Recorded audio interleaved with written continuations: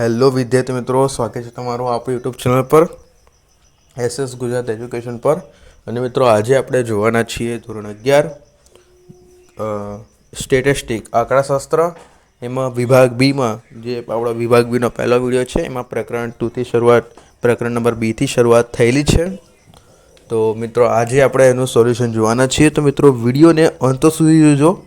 Video ગમશે તો વિડીયોને લાઇક કરવાનું ભૂલતા નહીં અને મિત્રો ચેનલને સબસ્ક્રાઈબ કરવાનું ભૂલતા નહીં. ઓકે, વિડીયો શરૂ કરતાં તમને એક મહત્ત્વની જાણકારી આપી દઉં કે આપણે આખા ગાલા અસાઇનમેન્ટના સોલ્યુશનની પીડીએફ માત્ર ને માત્ર 100 રૂપિયામાં આપીએ છીએ. જો તમે એ આખા ગાલા અસાઇનમેન્ટના સોલ્યુશનની આ બધી પીડીએફ જો તમે જોઈ રહ્યા છો, આખી પીડીએફ મેળવવા માંગતા હોય, તમને આખા આ બધા વિડીયો જોવા ના મળે, એના માટે તમે આ પીડીએફ મેળવવા માંગતા હોય તો આપણે એના માટે બેસ્ટ સોલ્યુશન છે. નીચે ડિસ્ક્રિપ્શનમાં જે મોબાઈલ નંબર આપેલો છે, ફટાફટ એ નંબર પર કોલ કરી દો. તો તમને કોલ કર્યા બાદ આખા ગાલા અસાઇનમેન્ટના સોલ્યુશનની પીડીએફ મળી જશે. ફટાફટ કોલ કરી દો. 100 રૂપિયા કિંમત છે આખા ગાલા અસાઇનમેન્ટના સોલ્યુશનની. ઓકે, તો એ તમે ખાસ નોંધ લેજો. ઓકે, તો શરૂ કરીએ આપણો આજનું સોલ્યુશન. ચેનલ સબસ્ક્રાઈબ કરવાનું ભૂલતા નહીં. ઓકે, એક વર્ગની મધ્ય કિંમત 110 અને વર્ગ લંબાઈ, એક વર્ગની મધ્ય કિંમત કેટલી 110 અને વર્ગ લંબાઈ કેટલી 30 છે.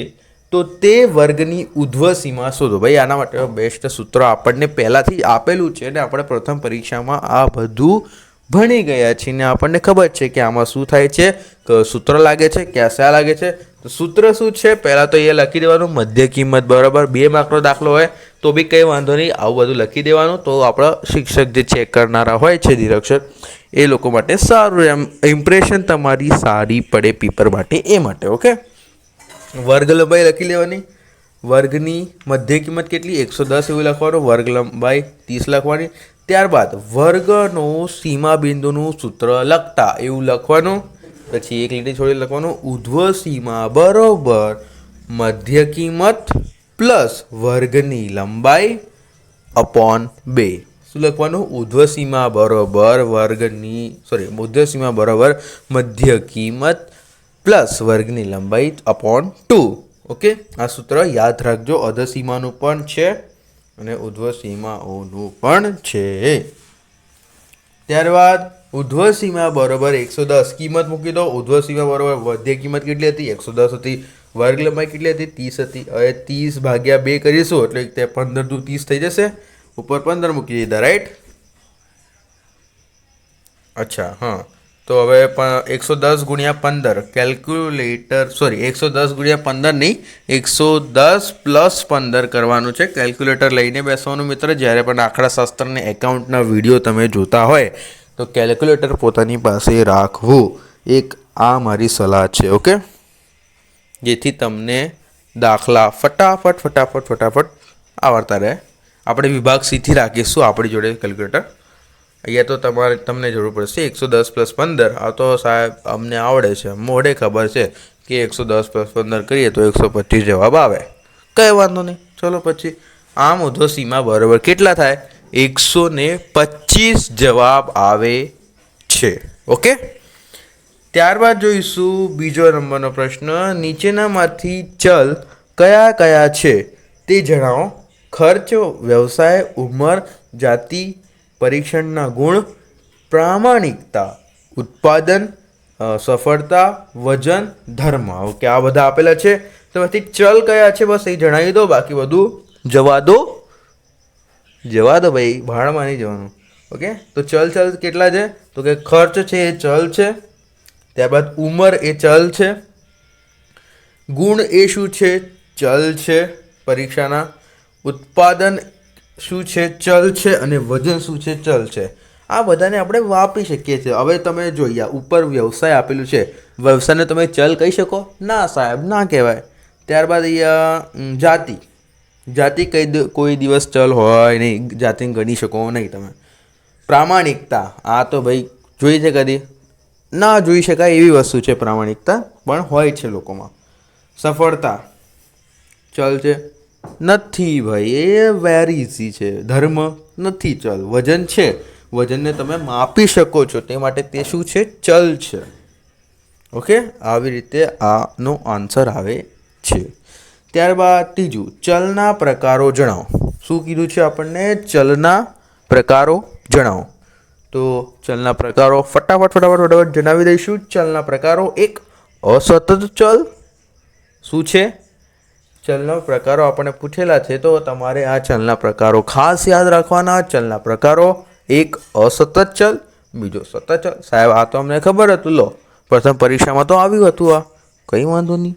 રિવિઝન. ઓકે, ચલના પ્રકારો: અસતત ચલ, સતત ચલ, અસતત ચલ, સતત ચલ. ઓકે, ત્યારબાદ કયા પ્રકારો આવૃત્તિ વિતરણમાં વર્ગના ઉધ્વસીમા બિંદુઓને ધ્યાનમાં લેવામાં આવે છે? કયા પ્રકારો સંચય આવૃત્તિ વિતરણમાં વર્ગનો ઉધ્વસીમા બિંદુઓને ધ્યાનમાં લેવામાં આવે છે? તો કે થી ઓછા પ્રકારના સંચય આવૃત્તિ વિતરણમાં. હવે જો પ્રશ્ન ફરીથી વાંચો. કયા પ્રકારના સંચય આવૃત્તિ વિતરણમાં વર્ગના ઉધ્વસીમા બિંદુઓને ધ્યાન. ઉધ્વસીમા બિંદુ એટલે ડાબા હાથવાળા ના, આ ડાબા હાથવાળા જમણા હાથમાં, એ તમારે કમેન્ટ પર જણાવવાનું છે. ડાબા હાથવાળાને શું કહેવાય, જમણા હાથવાળાને શું કહેવાય. ઓકે, ત્યારબાદ 5મા નંબરનો આપણો પ્રશ્ન જોતા પહેલાં મિત્રો તમને જણાવી દઉં, મિત્રો જો તમે આખા ગાલા અસાઇનમેન્ટના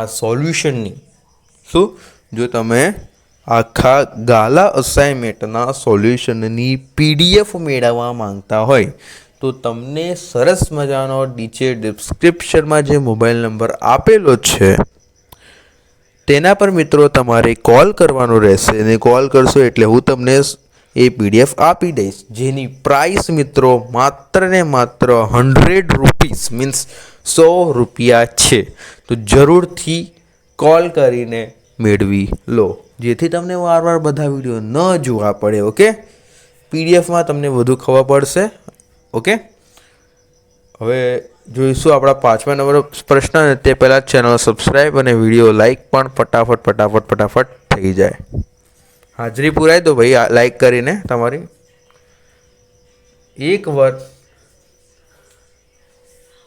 એક વર્ગ અંતરાલનું ઉધ્વસીમા બિંદુ 35 અને તેની મધ્ય કિંમત 25 છે, તો વર્ગ લંબાઈ શોધો. એક વર્ગનું અંતરાલનું ઉધ્વસીમાનું બિંદુ 35 અને તેની મધ્ય કિંમત 25 છે, તો તે વર્ગની લંબાઈ શોધો. તો કે ઉધ્વસીમા બિંદુ 35, મધ્ય કિંમત 25, ઉધ્વસીમા બરાબર મધ્ય કિંમત પ્લસ વર્ગ લંબાઈ ભાગ્યા 2, 35 બરાબર 25 વર્ગ લંબાઈ ભાગ્યા 2, વર્ગ લંબાઈ ભાગ્યા 2 બરાબર 35 માઇનસ 25 કેટલા આવશે? 10 આવશે. 35માંથી 25 કાઢશો સાહેબ 10 આવશે. ઓકે, સારું. વર્ગ લંબાઈ ભાગ્યા 2 10. હવે 2નો ગુણાકાર કોની જોડે કરવાનો છે? 10 જોડે કરવાનો છે. ભાગાકારમાંથી સામેની સાઈડ જતાં શું થઈ જશે મિત્રો? ગુણાકાર. ડાયરેક્ટ આપણે કહી દીધું વર્ગ લંબાઈ બરાબર 20. આન્સર શું? આમ વર્ગ લંબાઈ બરાબર 20. મળીએ મિત્રો નેક્સ્ટ વિડીયોમાં. આથી આ આપણો પ્રકરણ 2નું સોલ્યુશન પૂરું થાય છે. મળીએ પ્રકરણ નંબર 3માં. આ વિડીયો જોવાનો ભૂલતા નહીં. વિભાગીયનો વિડીયો જોવાનો બાકી હોય તો એ પણ જોઈ લેજો, અને બાકી બધા વિડીયો પણ જોતા રહેજો. અને બધા વિડીયો જોવા માટે નીચે સબસ્ક્રાઈબનું બટન આપેલું છે, ધડાધડ સબસ્ક્રાઈબ થઈ જાય. ઓકે, અને PDF જો તમે મેળવવા માંગતો હોય આખા ગાલા અસાઇનમેન્ટના સોલ્યુશનની, તો નીચે ડિસ્ક્રિપ્શનમાં મોબાઈલ નંબર આપેલો છે, એના પર કોલ કરી દો. ફટાફટ 100 રૂપિયા કિંમત છે આખા ગાલા અસાઇનમેન્ટના સોલ્યુશનની. રાઈટ, તો મળીએ નેક્સ્ટ વિડીયો પ્રકરણ નંબર 3માં.